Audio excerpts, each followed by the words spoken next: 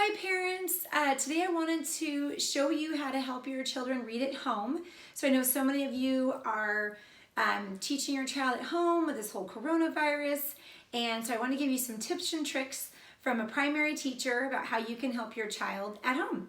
So the first thing is we're using magnetic letters. So I got this tray from the Dollar Tree, and underneath each letter is the letter of the alphabet. So you always want to use lowercase letters with your child because most of the time they're going to be writing with lowercase and they're going to be reading in lowercase. So these letters I got at a teacher store. You can also use magnetic letters that look like this. So I also got these on Amazon, so I can post a link. But whenever you choose magnetic letters, ideally you want to pick one where the vowels are red, and that just helps your child learn the difference between vowels and consonants. And when they're making words in word families, then they can start to see similarities between what you make. So this I just got, again, Dollar Tree for a little container.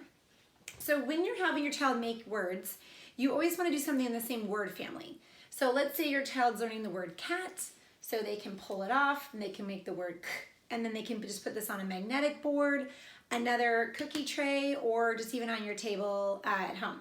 So they'll just go k, ah, and then t.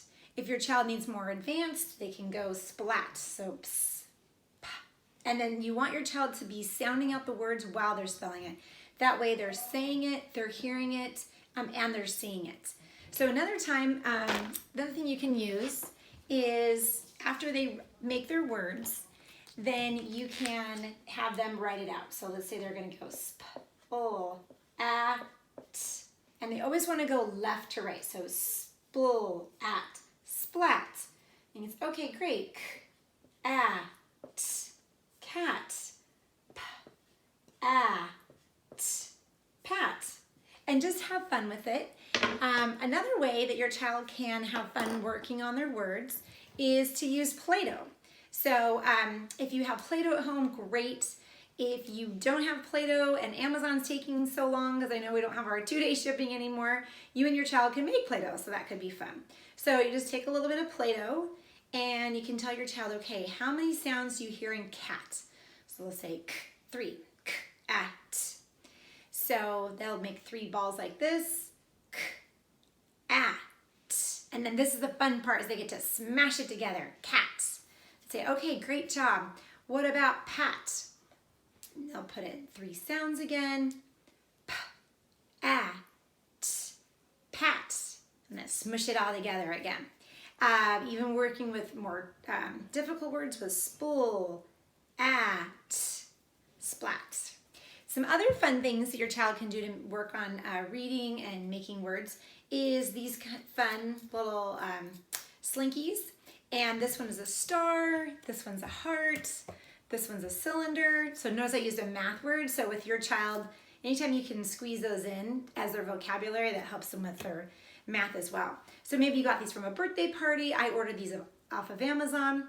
So what they'll do is you'll say, okay, I'm gonna give you a word, and now you're gonna stretch out the sounds.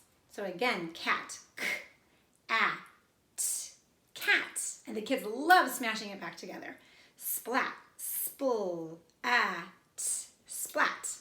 And they can push it back together. So the main thing is just have fun with your child with learning to read. They're gonna love this special time with you. If you can read with your child every night, it makes such a difference. And just making it something fun, enjoyable. You guys are snuggling together at home. And find books that are really bright and colorful that your children will enjoy. So I get a lot of times, I'm a teacher, and parents will say, you know, what's the right type of book I should read with my child? So any book that your child's interested in and you're interested in and you guys have fun together is the right kind of book. So this is a book by Jan Brett, and she's an amazing illustrator and author, and most likely your child has read a Jan Brett book or 2 in their classroom. So this is one, the Easter eggs, so Easter's coming up soon. And you can see just all the beautiful illustrations that she has. And when you go to read your child a book, you want to talk about the book before you start. So you can talk about, what do you think this book's going to be about? Oh, I noticed they said Easter egg. What do you think the bird's doing? And what do you think about all the different eggs as you're about to dive into the book? And as you can see, just these beautiful illustrations that she has in her books, and there's always different parts of the story going on the borders of the picture as well as the main part of the book.